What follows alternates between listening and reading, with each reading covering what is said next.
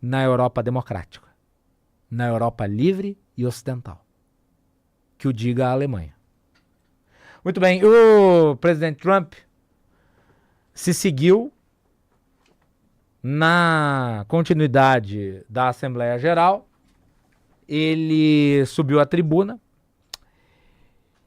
e falou que colocou fim a 7 guerras, além de ter criticado a própria ONU. Vamos lá.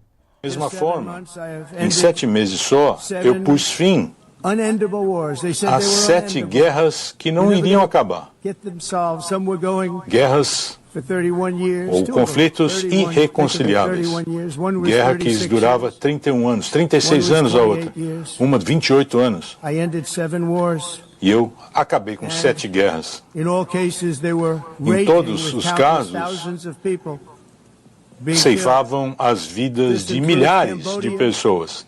Camboja, Tailândia, Kosovo, Sérvia, o Congo, Ruanda, uma guerra violentíssima, Paquistão, Índia, Israel, Irã, Egito e Etiópia, Armênia e Azerbaijão.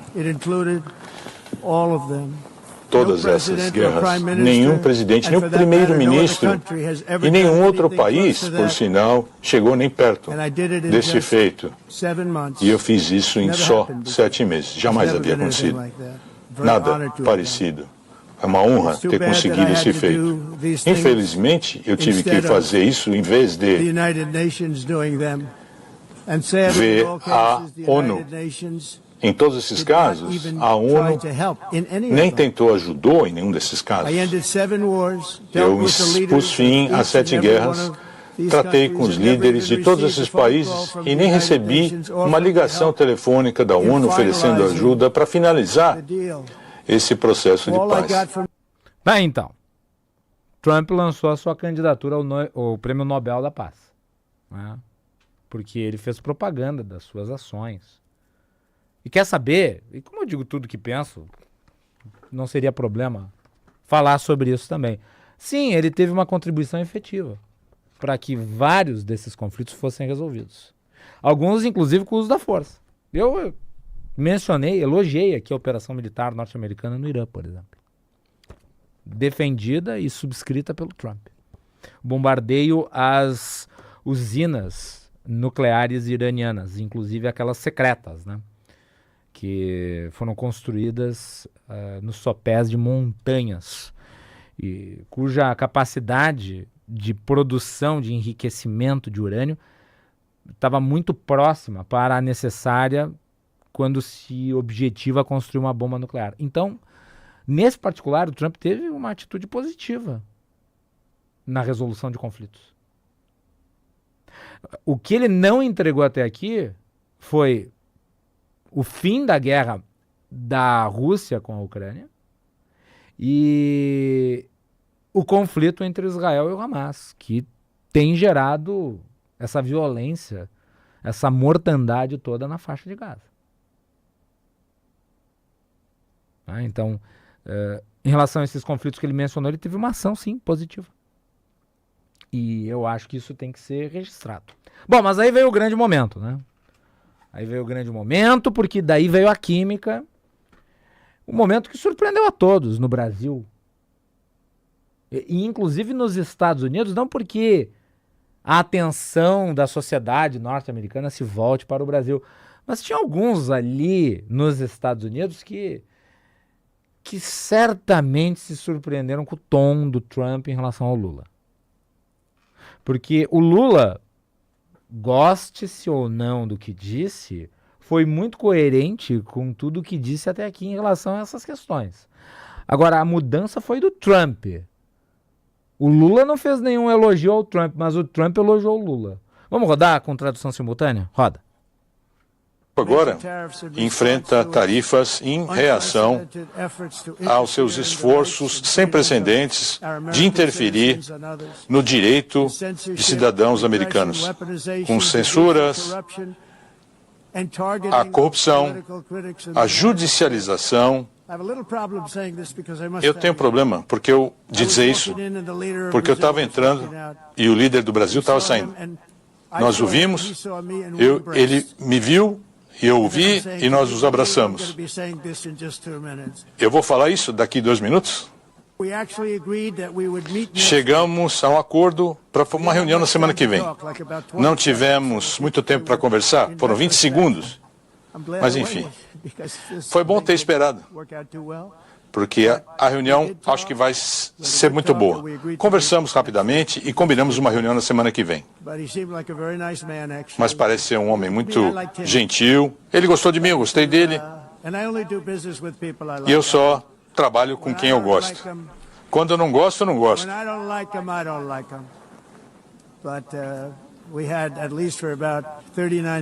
Mas foi o que ali? 30 segundos. A química foi boa, já é um bom sinal. Mas no passado, no Brasil, dá para acreditar nisso? Impôs tarifas injustas ao nosso país. Por isso que eles estão sendo atacados com tarifas também. E claro, como presidentes, fomos defender as nossas soberanias e o direito dos cidadãos americanos, no meu caso. Infelizmente, o Brasil não está fazendo um bom trabalho nesse sentido. E vai continuar a trabalhar mal nesse sentido. Eles só terão sucesso se trabalharem conosco. Sem nós, eles irão fracassar como outros países. É verdade, no ano que vem, os Estados Unidos vai celebrar 200 anos da sua independência. Bom, tá então, a fala do Trump. Vamos por partes, como diria Jack. A primeira diz respeito às tarifas, né, que o Trump mencionou. É falso, tá? Vamos aos números, não é matéria de opinião, é apenas informação. 8 dos 10 produtos exportados dos Estados Unidos para o Brasil têm tarifa zero. Não paga tributo. A tarifa média que o Brasil pratica com os Estados Unidos é de 2,7%.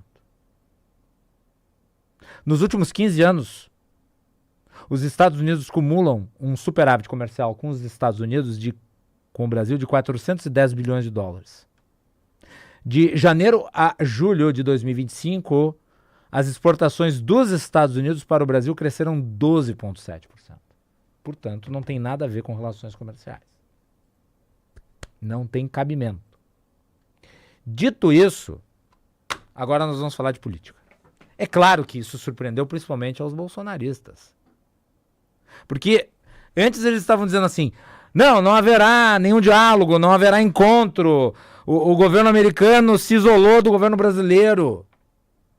E agora há a possibilidade de uma reunião. Notem, de uma reunião. A reunião não precisa ser presencial. Aliás, seria estranho que a primeira reunião já fosse presencial.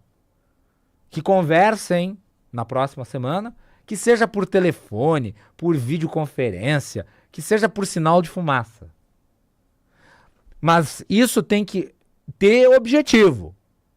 Não é para trocar lisonja, falar sobre o Corinthians, ou os Chargers, ou qualquer outro assunto que não diga respeito aos interesses dos dois povos. Também o Brasil não pode cair numa cilada. É porque o Trump tem o hábito de praticar o bullying político. Como, aliás, a gente viu o presidente da África do Sul, o presidente da Ucrânia. Tem uma torcida aí, e não é pequena, para que o Lula se sujeite a uma humilhação. Porque é um povo em relação ao outro. É um país em relação ao outro que está aqui na análise. Não é o Trump em relação ao Lula. Não são as pessoas físicas, são os países. As pessoas que defendem que o Lula seja humilhado, que querem que o Lula seja submetido a uma descompostura, na verdade torcem pela humilhação do país. Porque é disso que se trata. Espero que o Planalto e o Itamaraty se blindem disso. E que haja o diálogo em nome dos objetivos em comum dos povos, e são muitos, são as duas maiores democracias do Ocidente, e que isso resulte no reestabelecimento de relações comerciais e diplomáticas formais. Formais e adequadas. Inclusive para a história dos dois países. E veremos. Pode ser que dê certo, pode ser que não dê certo. Agora, que tem gente que está se rasgando negativamente por conta disso que o Trump falou, isso é inequívoco. E ponto final sobre essa questão momentaneamente é que, ao contrário de outros que cederam a Trump, ou seja, foram em busca dele, se sujeitando, isso não aconteceu no caso brasileiro. O Lula não fez referência direta ao Trump, elogiosa, mas o contrário aconteceu. E eu acho importante pontuar isso, porque a esquerda e a direita ninguém vai admitir. Mas eu direi, com todas as letras, porque é isso que eu costumo fazer aqui no programa, existe mais em comum entre Lula e Trump do que supõe a nossa vã filosofia.